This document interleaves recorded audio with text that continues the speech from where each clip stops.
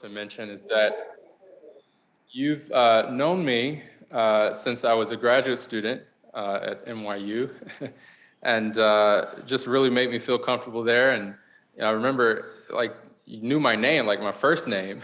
I was thinking, how does this guy know me by name out of like all of these hundreds of students? But that was Matt. So I appreciate you making that just a welcoming and comfortable environment for me. The other thing is that we work together, but we also collaborate on some of those research articles and studies. So I'll talk maybe a little bit about some of that today, but it's been a pleasure knowing you for many years, Matt, and thank you for the invitation to be here. So let me go ahead and get started. Today I'm going to talk about addressing structural racism in the biomedical workforce. There's an old Turkish story of a wise man who comes to speak to an audience, and he asks them, he says, do you all know what I'm going to talk about today? So the audience members, they say, no, we don't know what you're going to talk about. Well, he says, well, if you don't know what I'm going to talk about today, there's no point of even talking about it. So he turns around and walks out and leaves. So the audience, they said, okay, well, next time if he comes back tomorrow, we'll say, yes, we know what he's going to talk about. So he comes back tomorrow, the wise man, and he says, do you know what I'm going to talk about today? The audience says, yes, we know what you're going to talk about today. Well, he says, if you know what I'm going to talk about today, then there's no point of me talking about it. So he, again, turns around and leaves. So they said, well, if he comes back again, we'll get him this time. So he comes back a third time, he says, do you know what I'm going to talk about today? So half the audience says yes, the other half says no. Well, he says, if those who know what I'm going to talk about, tell those who don't know what I'm going to talk about. And then he turns around and leaves. And I tell you, as divisive as a topic like racism is, I tell you it's tempting. Maybe some of you who know should tell those who don't know. In any case, let me get started. My objectives today is to really focus on how we address racial disparities, how they manifest in the biomedical workforce. We'll talk about how trainees, particularly postdoctoral trainees, but students as well, can achieve success and be allies in the biomedical workforce. And hopefully by the end of the talk, we can identify some strategies to address these disparities. I want to start off with some basic definitions. I think we're all familiar with diversity, the presence of difference within a given setting. But take a moment to think about it. Within your lab space, within your work's clinical space, if you're in the clinic, how diverse is it? We all come from different backgrounds, different ages, different race, ethnicity, but we also have different styles of thinking, different identity, differences that you can't see. Some you can see, some you can't see. How often do we think about the diversity sometimes that's within the room? Again, we often think about the ones that are in asterisks here because they are important to the NIH, for example. But what about those other things like religion and experience and thinking styles and culture? All of that actually helps to create a more diverse culture. And it contributes to diverse thinking in ways in which we can see and sometimes in ways in which we can't see. But do all of these forms of diversity have an equal bearing on a person's access to opportunities, resources, power, decision-making? Not all the time. If you take something, for example, like race or ethnicity, historically in the United States, there's been underrepresentation that has affected access to educational opportunities, to healthcare, to certain privileges that some of us may enjoy, whereas others may not necessarily have those same challenges. Inclusion. Another basic term that we hear often, creating a climate that fosters belonging, respect, and value for all. In your lab spaces right now, do you feel included? Do you feel like you belong to the lab? Do you feel like you're a part of the fabric of the department or the institution? Do you feel seen? Or do you feel isolated sometimes? Or do you feel alone? We all, I think, want to feel like we belong, and that's what inclusion refers to. Now, another term that we hear often but may not really fully grasp the definition of is structural racism, which is a major part of this talk. But it refers to the macro level conditions, for example, residential segregation, that limit opportunities and resources and well-being, specifically based on race, for structural racism. And you might imagine, the impact that structural racism has, and maybe you have a hard time grasping that. But I found this quote from the President Biden executive order, where an analysis was done, and it said that closing racial gaps in wages, housing credit, lending opportunities, and access to higher education would amount to an additional $5 trillion in gross domestic product in the American economy over the next 5 years. So just pause and think about that. That means that structural racism has this sort of macro level effect, right? And those are the things that we're sort of referring to when we talk about structural racism. And it's helpful to think about structural racism in terms of the 4 different levels of racism. Personal might be just, your own sort of private beliefs or prejudices. Maybe we all have biases, I myself included. I might have my own beliefs about, others or a particular person. Interpersonal, as the term might allude to, is the expression of racism between individuals. And then we go to terms that we may not be as familiar with. Institutional racism is discriminatory treatment or policies and practices within organizations or within institutions. This could be as complicated as something like medical care. Let's say you're a patient and you are experiencing different levels of care. One example that I often think about is Serena Williams when she was about to have her baby. If you don't know that story, look that up. She essentially was trying to tell the doctors that she needed a certain kind of medical care to, prevent death, from her baby and herself, and wasn't taken seriously, and felt that she was discriminated against. But that's within an institution. It's within the confines of an academic medical center or a hospital. It's institutional in terms of her experience. And then you also have structural racism, or these policies or practices or norms that sort of perpetuate racial group inequality. A common example of that is redlining with the housing that has ultimately affected income or wealth among racial ethnic populations for many years. Another, sort of example that might be structural is let's say within academia, is just, the lack of diversity that we see within certain training paths. These are structural issues that sometimes lead to the effects that we're seeing. So I talked about structural racism, but I also want to broaden that term to structural inequalities or inequities. And these are organizational structures or policies or practices and social norms that perpetuate bias, prejudice, discrimination, and racism. So not just racism, but the prejudice, the discrimination, the bias that comes along with that. So now that we kind of have the definitions down, I want to get to kind of a major, point within the talk, which is structural inequities drive health inequities. And I think we saw this a lot with the year 2020, which was highlighted from about COVID-19, but also systemic racism that we were seeing in society. And oftentimes these were referred to as the 2 pandemics, COVID-19 and systemic racism. And they were inextricably linked as well. And I think it highlighted a pressing need to address the root causes of inequities, both in health, but also in society. But I also think that,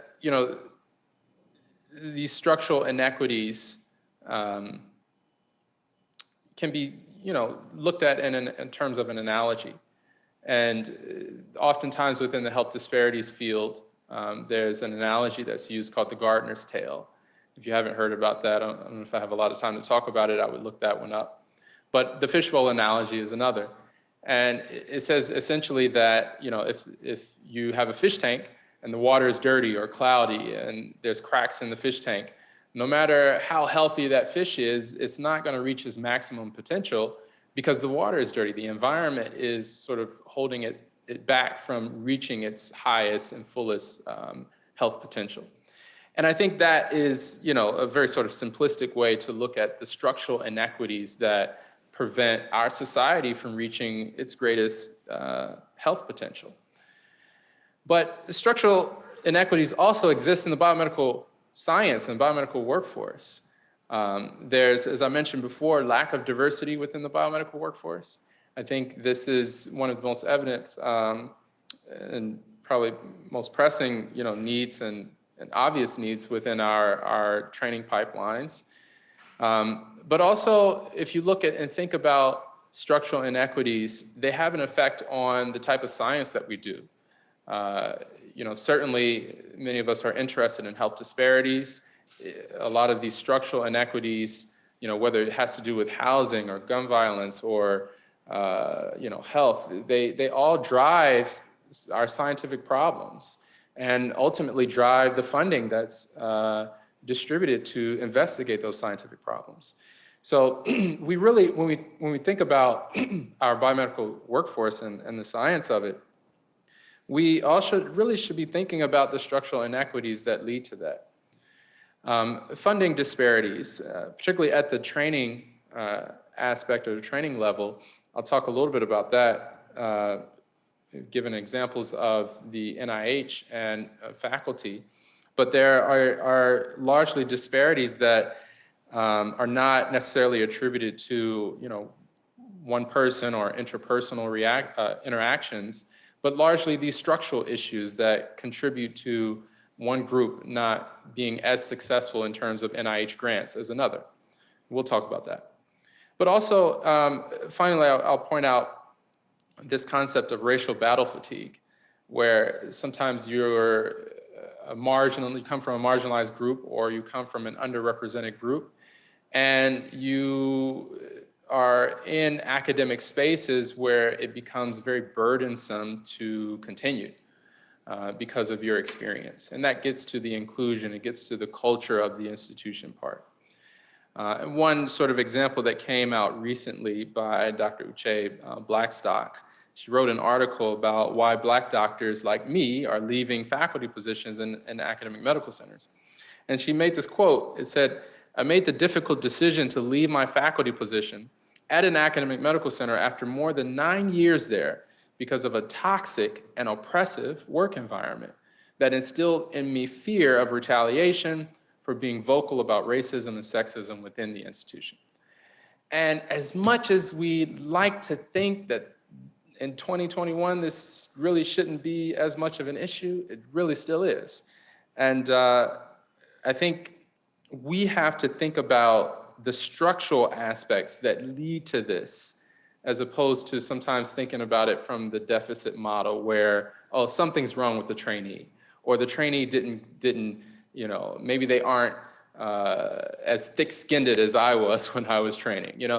We have to sort of reframe and think about the way in which we're supporting and training our trainees and supporting our faculty and supporting our entire institution by looking at the climate of the institution itself. And in order to do that, you have to look at those structural things that ultimately lead to this sort of environment. So the NIH has actually taken steps actively to acknowledge structural racism and discrimination. I've actually seen it in FOAs and funding announcements, which was actually quite surprising to me. But I think it's a step certainly in the right direction. And Francis Collins has even sort of apologized for the long history within the biomedical workforce. And he specifically said, "To the individuals in the biomedical research enterprise who have endured disadvantages due to structural racism, I am truly sorry. And I think that is a first step, right? You know, having these conversations, having the sense of awareness so that we can begin to identify the problems and find solutions for them. This Unite initiative, I think, has been the framework for that. So I want to actually present a different framework that Dr. Robert Livingston from Harvard proposed, and it's called the PRESS model. And this model, I think I really like it for addressing racial equity, but particularly in academia. I'm going to use essentially academia and the training pipeline as an example of how we could utilize this model. And the model sort of postulates that if you understand the problem, if you're aware of it, and then you do this sort of root cause analysis, you can understand the condition. And the condition is essentially, do I understand the problem and where it comes from? And then after that, you move to a level of empathy, right? A lot of times we tend to move straight to the conclusion or trying to solve the problem, right? And we skip the empathy stage. We skip the understanding stage. I think far too often in our spaces, we don't really know each other more than just on a superficial level. We don't understand the contextual backgrounds. We don't understand what led us here on our journey.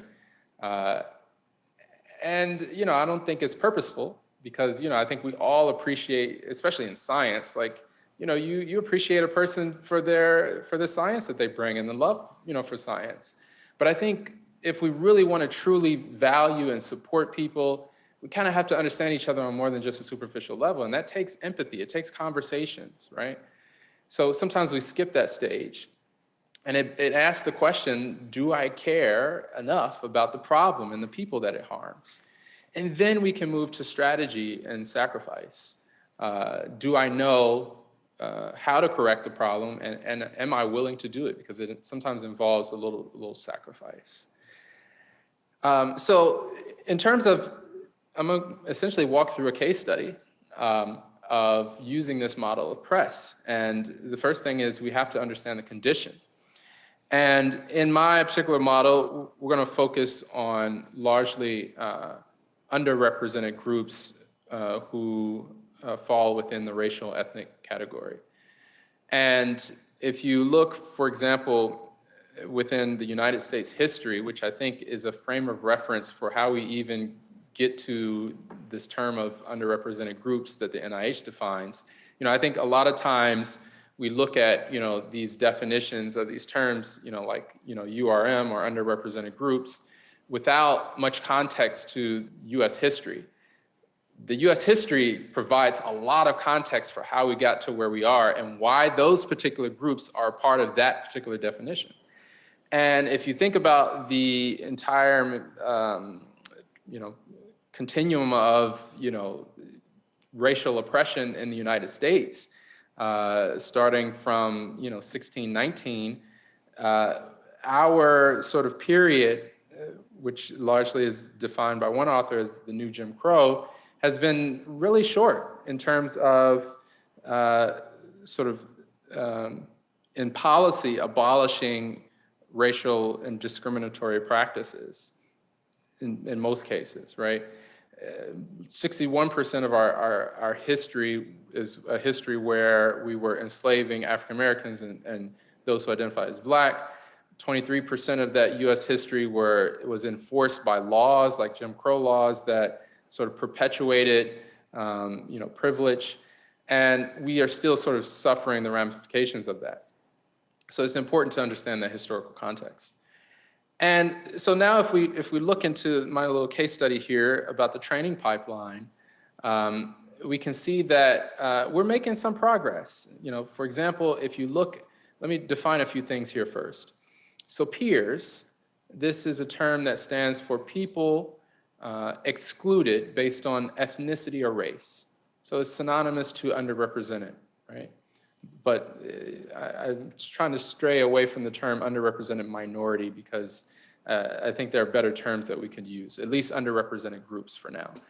But peers is one that was introduced by David Asai.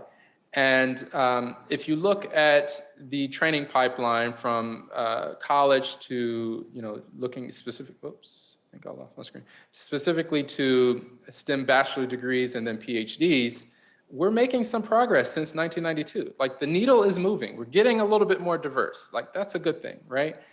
I think we have to acknowledge that first. But I think the problem with this is that we're looking at it in a very sort of aggregated way. Not everyone is getting as diverse as we'd like.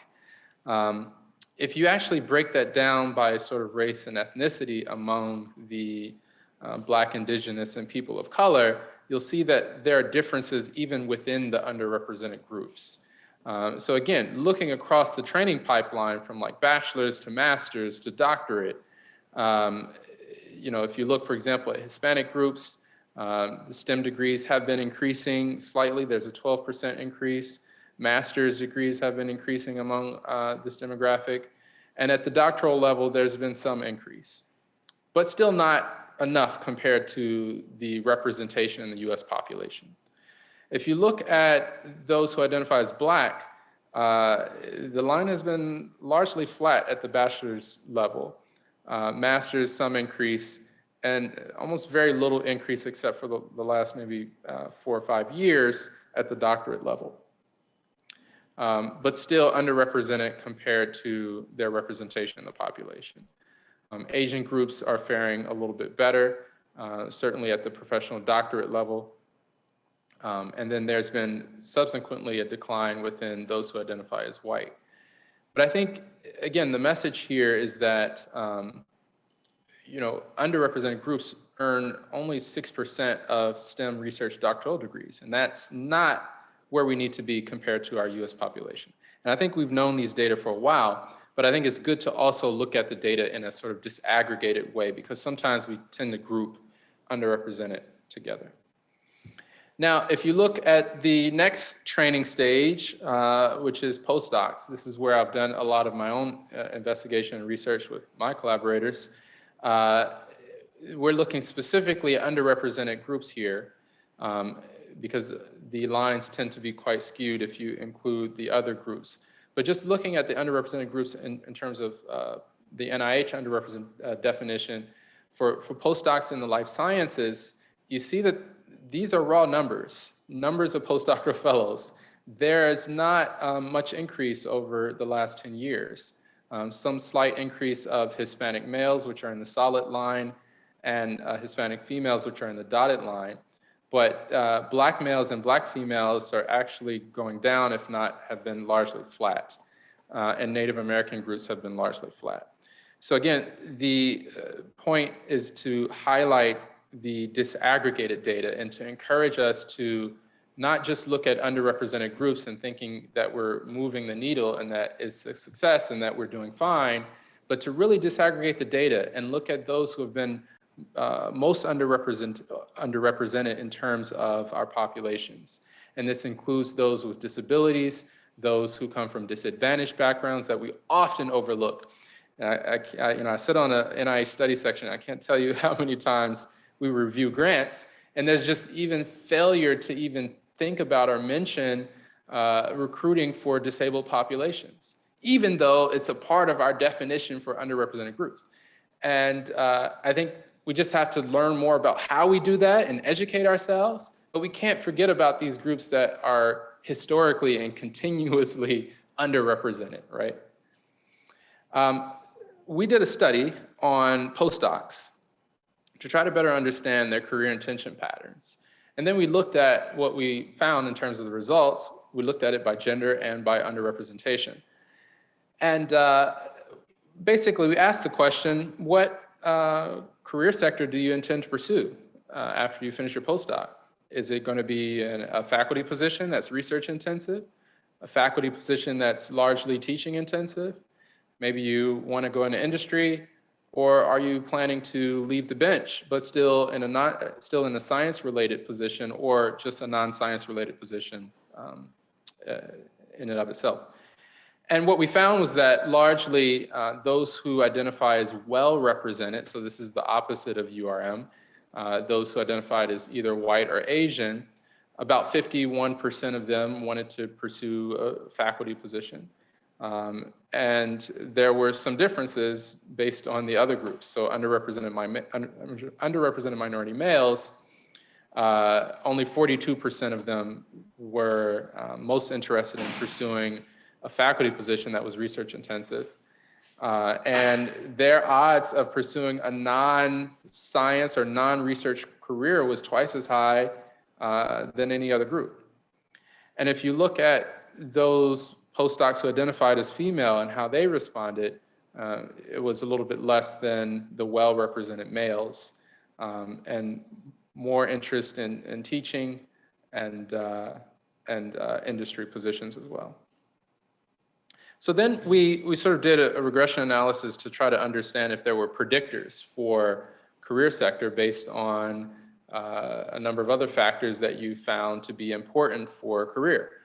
And what we sort of found was that self-worth was a big predictor for wanting to pursue a faculty position. So how you viewed your value and yourself, and in terms of your self-worth to maybe your department or your institution or to the field itself, was a big predictor. And this might be a little bit of a chicken versus egg. Let's say you're getting grants and publications, your self-worth and your value might be a little bit, higher than the average person. But this ended up being one of the top predictors. On the sort of negative side, financial security was a huge predictor for not wanting to pursue a faculty position. If you felt like you did not have a sense of, financial comfort or financial security, your sense of sacrifice to stay in a postdoc and want to pursue academia was impacted. And then there were other things like mentorship and your funding climate or expectations about funding climate also played a role. This study was done in 2017, but we published it in 2020. So we also looked at these other career sectors. Again, financial security played a role for those sort of teaching positions. Industry, it was like one of the biggest predictors. If you felt like you've been financially insecure most of your training path, and that was an influential factor in your career decision, you were more likely to go into industry. And you almost see the sort of reverse profile of what you see in the research intensive faculty position for non-research but still science related. Those who had on the negative scale of self-worth tended to want to leave the bench. And if you were more concerned about your financial security, this caused you to want to pursue this career path more. And then we looked at this by underrepresentation status. And the major differences that came out was really at the levels of career mentorship and this idea of a supportive community. And this is really interesting to me because what it sort of alludes to is that those who are well represented and value mentorship, career mentorship, and value a community, they expect to find it within a research faculty position. And it was a big predictor for them going into a research faculty position. Whereas underrepresented minority postdocs did not expect to find this level of mentorship or supportive community. And it just frankly was not a predictor of them going into a faculty position. Now, that's a disparity. That's something that I think we need to solve institutionally. There were other things too that came out of some of our recent studies that I think even speak to a much larger audience, right? How often do we think about what it means to be a parent and be a postdoc or be in a training pathway? And this particular postdoc said, I'm a mother of 2 children, including 1 special needs child. And I also support my own mother. The low salary in academia and the current climate of grants has eliminated academia as a choice for my career. These sort of things should not be as impactful as they are in determining career choice. Essentially, we're losing talent because we have not provided the level of support and structural support. I'm not talking about like, hey, come have a seat in my office, let's talk about it, but structural support to keep talent within our training pipeline. Financial insecurity. This postdoc said, I have the flexibility to enter an academic career because I have no student debt and a safety net in my family. If I felt more financially insecure or had more pressing financial concerns, I wouldn't have the privilege to take such large risks. And I love this quote because it sort of connects the financial piece to risk. And a lot of trainees who don't have the same privilege as, for example, myself in this position, are taking on a big risk in terms of their career choice. And we've had a number of focus groups and conversations with postdocs afterwards. And a lot of their career decisions were based simply on the fact that they had a family to take care of and didn't want to risk being in a postdoc that only paid a certain amount of money for a number of years when the pressure to take care of their family was mounting. And then there is another postdoc who said that my husband has a well-paid job in New York City. I would not pursue a job outside of New York City. So geographical flexibility and that sort of flexibility is another thing that comes into play. We could go on, and there's actually a paper that we published in PLOS ONE that talks about advice that postdoctoral fellows give. And we essentially coded the advice of 1,000 postdocs that they would give to others pursuing a research path, and a lot of this is brought up. But so we talked about the graduate postdoc, and then what about the faculty stage? I think we've known for a while that the faculty data is not pretty. It's probably the worst out of our entire training pipeline. If we look at women within academic medical centers, both clinical departments, which are in blue, and basic science departments, which are in orange, there's been some increase within the last couple years, last couple decades, but we still are not where we need to be, which is really 50%. And if you look at a lot of the top tier academic medical centers, it's actually much worse, especially for the basic science departments. We're looking at like 30% women. And I'd love for someone to sort of prove me wrong on that statistic, but it's almost a little bit shameful. And I don't think we talk about it enough. If you look at underrepresented minority faculty, it's quite, a bleaker picture, especially for the basic science departments. And it's largely been very, very minimal increases over the last 50 years. And if you actually break that down, because again, I said, we're often looking at these data in terms of a very aggregated way.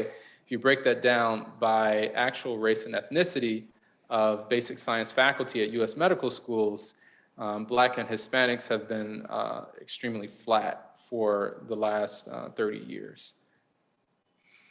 So again, we've made some progress. We've moved the needle in terms of diversity to some extent at the college level, PhD level, postdoc level. Again, we have to disaggregate the data, but largely for underrepresented groups, we're doing a little bit better than we were decades ago.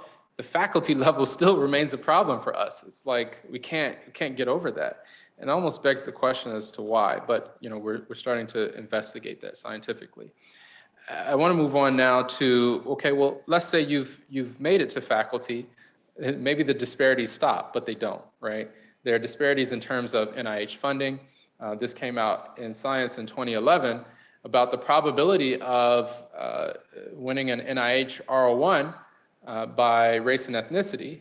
And those who were Black or African American were 13 percentage points less likely to successfully get an NIH grant, an R01 grant, compared to their counterparts. And this, you might question, okay, well, maybe those individuals maybe they were assistant professors compared to associate or something. All of that was normalized. Institutions were normalized as much as possible, the rank and so forth. And you still found that this disparity existed. And the NIH went back to actually sort of dive deeper into these studies and found that 30% of this difference can be accounted for by the field. So a lot of the Black applicants, for example, were applying to NIMHD, for example, where minority health disparities work is being funded, and depended a lot on the agency and the field and the type of work that those Black applicants were applying for. Okay, but what about the other 70%?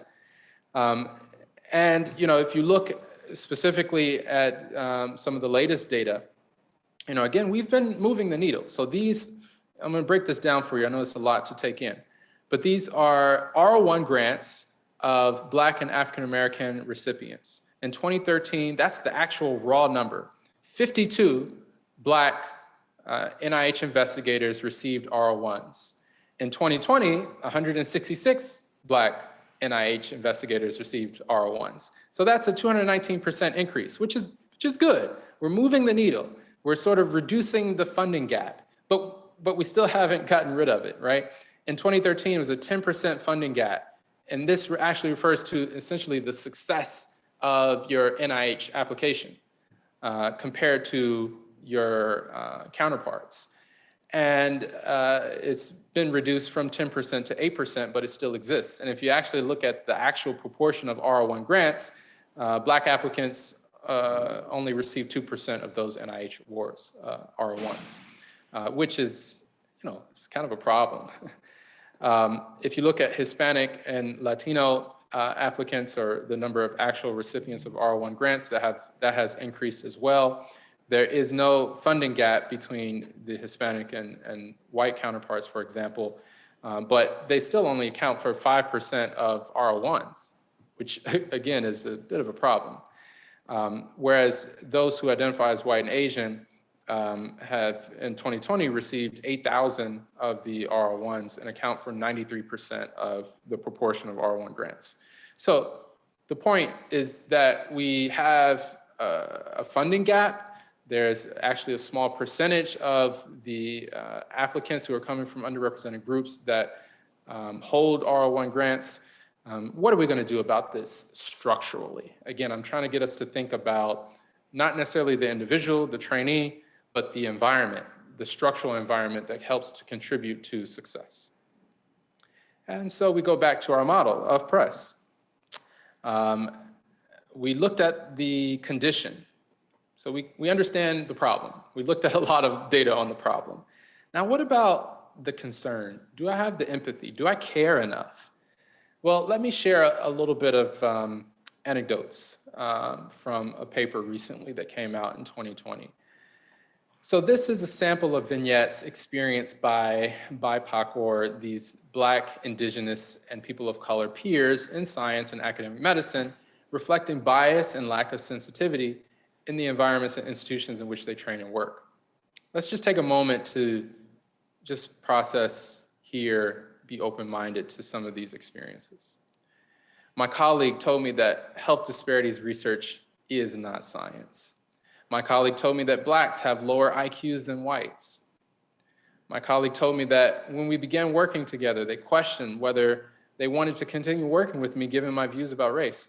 We never had any such conversations about race. This person was my direct supervisor for many years. My colleagues often mistake me for one of the other Black persons in our department. We are of different heights, hues, and builds. My colleague and fellow faculty member of over 5 years asked me to register a patient. I explained that I was not the receptionist. My colleague insisted, seeming to think that I was a receptionist from another unit. My colleagues offer a constant stream of mixed messages defined by verbal support of minorities in science, but actions that directly contradict this support. This system of tokenism through messaging situates minorities in an environment that is not only superficially supportive while permitting subtle forms of discrimination that limit minority advancement. Working in such systems is exhausting.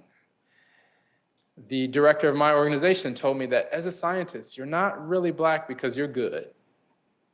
My supervisor told me, I can't understand your language when you speak. I was born and raised speaking English, obtained an English minor degree, and was a nationwide radio presenter. I was also a senior faculty member at the time. My colleague, in the presence of our shared mentor, told me that I didn't belong in our lab, implying that I was hired only due to the lack of diversity in our department. My mentor did not challenge this narrative. So these are the sort of experiences, and there's a whole, if you go to this article, a whole list of them that go on more and more. But I think it's a common sort of shared experience within our spaces. And I remember when 2020 happened, the death of George Floyd, and there was a lot of talk around this and a lot of people sharing their experiences. And I remember doing a mentor training at one of my previous institutions. And one of the faculty sort of alluding that, we don't have these issues here. We don't have these issues, not at our institution, not in my lab, not in science. That's for like, maybe the social sciences or other, college or so forth. We're colorblind. We don't really see, these sort of issues. But you'd be surprised as to that these sort of experiences, these quotes are still happening. All you have to do is really kind of go on Twitter or really just talk to members, people around you. And you find that these things still exist. So what do we do about it? And in the last couple minutes, I'll present a little bit of how my colleagues and I began to sort of tackle this issue or some of these issues at my previous institution. And I can't say that it's the right answer, and I can't say that we were always successful, but these are some of the initiatives that we tried. And I think in many ways, you kind of have to take a step in some direction. So one of the first things that we did, and Matt actually was an integral part of this, we went out and tried to recruit students to our graduate school. I was an assistant dean of diversity at that previous institution. We tried to increase the diversity of our graduate school, and that it takes effort, it takes work, it takes intentionality, but we were quite successful at it, actually. In 2010, the percent of underrepresented minority PhD applicants was less than 10%. By 2020, we had reached, over 15%, and that also includes international applicants as well. If you only included the domestic applicants, it would be much higher, probably more like 30%. We also increased the number of applicants that we interviewed. We would actually read, sort of double check the applications of those who were from underrepresented groups to make sure that people were not slipping through the cracks. We would, sometimes go the extra mile of calling the recommender and saying, hey, did you mean what you said, or can you provide clarification on this point? And a lot of times it helped us to find either a diamond in the rough or someone who had been overlooked in many ways. And largely those ended up being really great scientists. And at the end of the day, we increased the number of matriculants and the enrollment and the diversity of our class, both in terms of underrepresented minorities, but also in terms of the sort of environment as well. It became a more inclusive environment. We had a better sense of belonging. We just had a stronger community. And I think some of this was supported by structural means.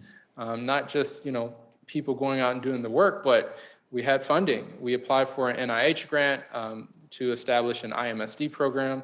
This stands for Initiative to Maximize Student Development, which gave us $2.4 million over 5 years to fund PhD students who came from underrepresented backgrounds, but also provide that level of community and support. And we redoubled efforts specifically towards racial equity. We, of course, when the events happened of 2020, we had the town halls and the meetings as most institutions did. But we also took a strategic look at mistreatment, student mistreatment.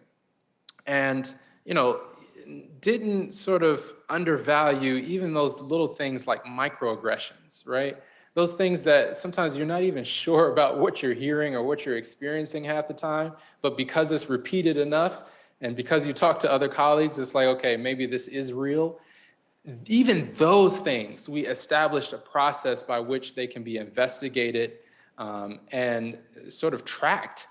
And it wasn't always a situation where we had to fire a faculty member, but it was a means of education, just because sometimes culture changes and environments change. But we established this student mistreatment policy. We established a committee that would investigate these issues that was comprised of faculty and a few student representatives. We, of course, did unconscious bias training. And we thought about the way in which we took advantage of orientation and created a sort of standard expectation about our learning environment. Because a lot of the issues didn't always come from faculty or staff. Sometimes it came from peers. And just educating our peers about the expectations around diversity and inclusion was really important. We established these other things like, racial equity and implicit bias discussions within our RCR training. We established a social barriers to STEM course. This was established way before 2020, but it was an extracurricular course where we could actually dive into the literature around structural discrimination and inequities within the STEM workforce. And that was, I led the class, so maybe I'm a little biased, but it was really one of the funnest classes. How often do you get spaces where you can talk about these issues from a sort of academic point of view? We, of course, continued, our outreach and recruitment programs and pipeline programs and so forth. And I think we established, as with everyone, task force to look at social justice and inequities. But I think structurally, this sort of helped to perpetuate a lot of the things that some of us, in the graduate school office was doing on an individual basis. We would have, you would always go to, of course, the diversity dean for issues, or expect that, a diversity officer will champion certain issues of diversity and inclusion. But now we had this sort of body that also took on that responsibility. And one of the things, I'm no longer sort of have diversity in my title. I look at a lot of health disparities and research infrastructure and so forth now at my new job. But one of the things about health and health disparities that's I've noticed in terms of a shift is that when we think about health disparities and health equity now, we're thinking less about tackling these sort of individual issues and looking more at how we create a culture of health, right?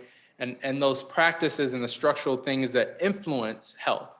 And at the core of that is a message that everybody has to take responsibility for creating this culture. It can't just be on the academic medical center. It can't just be on the hospital. It can't just be on, the nurses or the doctors or this particular group. It's the responsibility of the entire society to promote positive health and to reach our maximum health potential. And I think it's the same sort of analogy with equity, especially racial equity.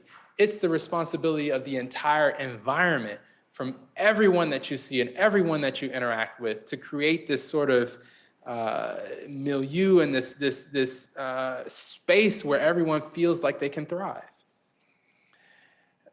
One other thing that I'll mention, we started mentor training sessions for our faculty. At the time, before I left, we did 2 sessions, one in April, one in November. We had up to 140 faculty trained. And, we never approached this from the angle of, hey, we're going to teach you how to be better mentors. We approached it from the angle of, hey, here are the best practices around this. Let's provide a space where we can discuss mentoring. And we often didn't find that we had those spaces, particularly among our graduate faculty, where we got to talk about student issues or training issues around mentoring. And you had a sort of situation where, we discussed case studies, we discussed problems, we discussed best practices, and it was something that was almost really enjoyable. And I think, initially everyone felt like it was a burden or a responsibility, but it actually provided this sort of environment where, again, you had these conversations that, everyone could sort of, share their successes and best practices. So my final thoughts really are, really just, I think, a challenge to us nationally. Are we really aware of these DEI issues, diversity, equity, and inclusion, and their challenges? I think we talk a lot about structural racism. Even the NIH has a framework for, structural racism and discrimination. But I think we have yet to really define it. We have yet to really sort of put a finger on what it actually is within the biomedical sciences, within our spaces. And I think we have to do that. We have to sort of identify it, right? We have to name it. And then we have to sort of be transparent about the data that exists. I think this leads to better accountability. And then think about, again, the empathy piece, and then think about how we tackle it, how we be supportive and provide mentorship and provide these sort of structural supports to allow everyone to succeed. And then at the end of the day, you're in charge of yourself. I think everybody has an opportunity to be more inclusive, to get to know each other a little bit better, to sort of fight your implicit biases. So I just want to thank my collaborators who helped in some of my own personal research and the funding that we received. And thank you for the conversation. I'm happy to take questions and have discussion.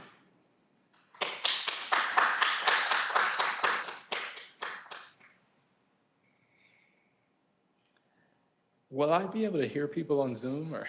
We have someone in the back who will be reading out any Zoom questions okay. that we receive, and any questions you receive, if you wouldn't mind repeating them as well, just so those on Zoom or in the audience can hear us too. Got it. They can hear us if they talk. I just want to start the share. Sure. Then you'll be able to, we'll see, should be able to see everybody. Okay.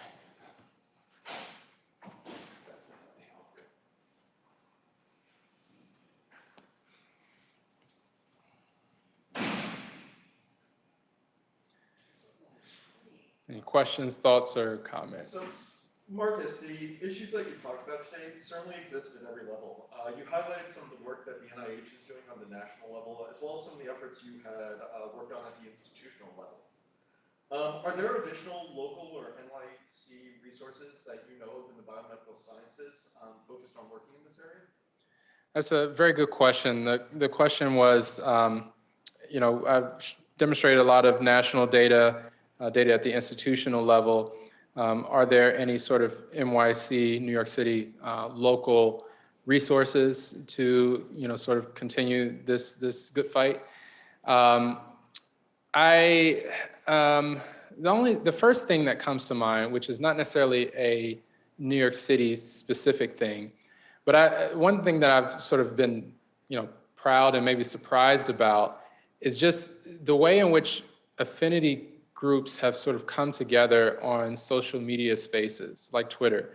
I think after 2020, you saw the rise of organizations like Black in Cancer and Black in Physiology and a lot of affinity groups where a lot of people who felt isolated within their particular institution found a community through social media or through Twitter or sometimes across the pond into UK, and didn't feel as isolated anymore.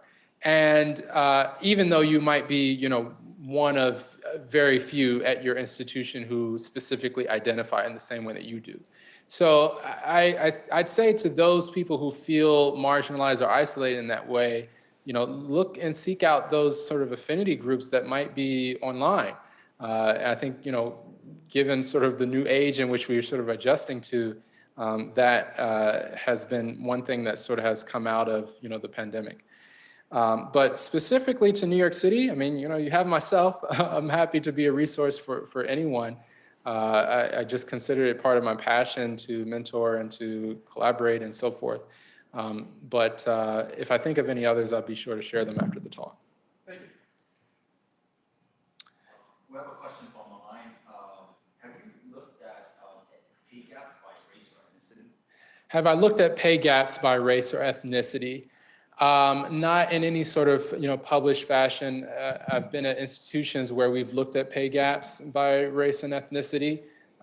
They are not pretty. By gender identity, they are not pretty.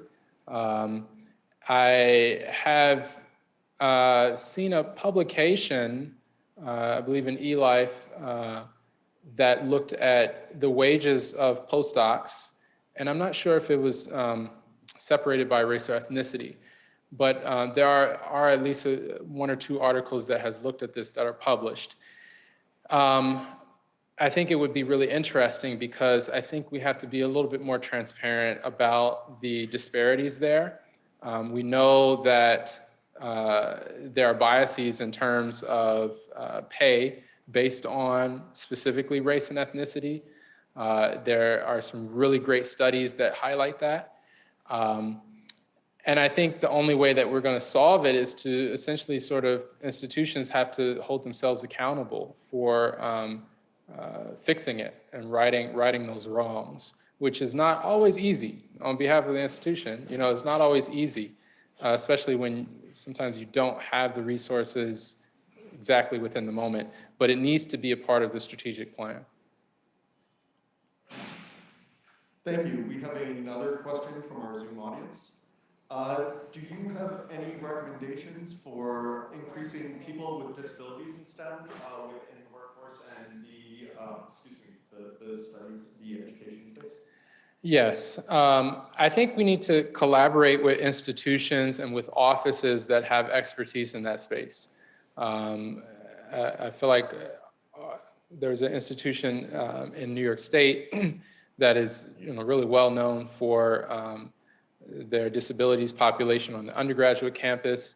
Academic medical centers and graduate schools can build long-term collaborations with those sort of offices so that we make our programs accessible to that audience. I think we could be a little bit more inclusive in our summer programs. The challenge around disabilities is that you can't often, there are sometimes legal restrictions about, identity and so forth. But I think if, we're all smart people, I think we can find a solution to that. One of the areas you focused on in your talk was a lack of diversity at the faculty level as well, and a lack of representation in that area. For students and postdocs who are currently working, would you recommend going out and seeking mentors outside of their PI and in other areas to focus on issues specifically associated with diversity and ethnicity within the workforce and beyond? Oh yeah, absolutely. I think there's certainly benefit to having mentors who don't look like you.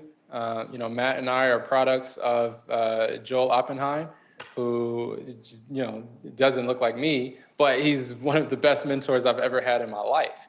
And I still keep in touch with him to this day.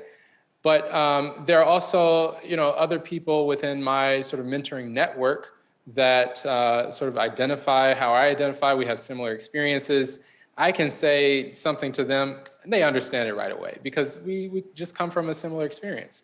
So I think in all of my talks about mentoring, I strongly advise to create a mentoring network that is in and of itself diverse, that you have people who have expertise in scientific areas and academic areas, but also people who you have some sort of commonality with in terms of your identity, because they will be able to provide some level of support and mentorship to you that necessarily you may not get fulfilled fully by your other mentors. So diversifying your mentoring network, I think, has to be a little bit strategic. I do have a question. How do you keep faculty engaged? How do you keep leadership engaged in these issues and faculty engaged? Yeah, it's a very good question. Outside of inviting me to come back and talk again, I think one of our sort of best practices around this issue, whether we like it or not, has really been to incentivize it. Monetary incentives don't hurt. When we think about a lot of the advancements that we've been able to make because of diversity, they've either been because of policy. You look on the medical education side, LCME accreditation is one of the biggest incentives for culture change, right? But if you look on the graduate side, things like training grants and just the value of having diverse trainees on training grants, things, like other, funding streams like the Gilliam fellowships, which require, just as much effort from the mentor as it does from the trainee. Those sort of, incentives help to really push us in the right direction, because I think we all want to do the right thing at heart, but sometimes, our priorities get pulled in a number of different directions. But oftentimes when it's tied to money or incentives or policy, it helps to usher in that cultural change. Dr. Lambert, we have one more question from Zoom. So one of the important factors you mentioned, diversity, is related to transparency. How do we try to increase transparency at an institutional level when the opposing arguments are about confidentiality? For example, they mentioned that if the argument for underrepresentation, if the statistics come from a small group of people within an institution, and the data is sharing the data could result into being able to identify them because the group is so small. How do you combat that from a chain perspective? Yeah, no, it's a really good point. And I think, it just sort of highlights the values or the value of allies, in a particular mission. I think there's a level of sort of understanding that has to happen on both sides whenever you have a sort of differing viewpoint. You always have and we'll just take, institutional leadership, for example, and trainees. It's important to have conversations so that you understand the perspective of each. And then, I think you can usually find a middle ground. But I think my advice to those who are arguing for more transparency is to, don't essentially do it by yourself. You got to find allies, a group, or people who value what you're saying, so that you sort of minimize your risk and energy, but you have the value of a group. Let's say the Social Justice Task Force believes that we need to be more transparent about X, Y, and Z. Or, this particular national affinity group is calling on institutions to share, these sort of data publicly. And that's how we got the Coalition for Next Generation Sciences. Was a group of institutional presidents and leaders coming together saying, hey, we need to be more transparent about our admissions data and our enrollment data and our students and our trainees and our alumni, so that people can make informed decisions about the graduate programs that they want to go to. And that caused this sort of momentum in this movement. So these things don't usually happen from one person unless you're like, Dr. Martin Luther King or something. But even then, you need allies and you need people to help support that sort of movement.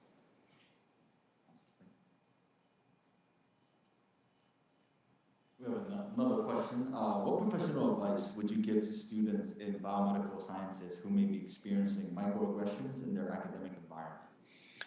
Yeah, it's a very good question. I think, the first step is probably to process it, be aware of it. Sometimes you can question, even yourself. I remember going to this was pre-pandemic, a little mixer, and I was telling someone that I was an assistant dean. And the first thing that they said, oh, you're too young to be an assistant dean. An assistant dean of what? And it just made me feel, I was like, well, here's this, microaggression about like my age or whatever and how I look. And I was like, yeah, I am young, but, I'm out here, doing the work, and I think we've been quite successful. So, I don't know that I have a particular, the best advice, but I think, the first step is sometimes reassuring yourself that if it feels off, it usually is. Sometimes you can go to someone else and talk about it to, make sure. But then, sometimes these things, you don't always have to address them in the moment, because that takes energy in and of itself and can be very taxing, to be having to address all of these sort of microaggressions. I think the burden isn't always on the individual who receives it, but the institution, the environment, the organization, to try to prevent those things from happening. But to someone who has to sort of, kind of get through that and experience it, just continue to find allies who can kind of help support your cause. Sometimes it's worth addressing it, when you are receiving it, particular individuals. And sometimes it's just making it known to those who have a little bit of power and privilege that this is happening. Because a lot of times we don't think that it happens in our spaces.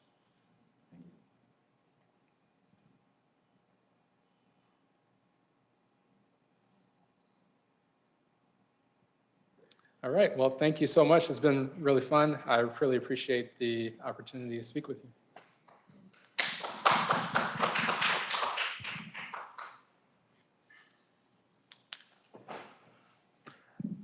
Thank you again, Dr. Lambert, for that excellent speech and perspective, and also for your perspective on those tough questions. Thank you, everyone who was able to join us today. And again, we look forward to celebrating Postdoc Appreciation Week with you guys throughout the rest of the week. Thank you all and have a good afternoon.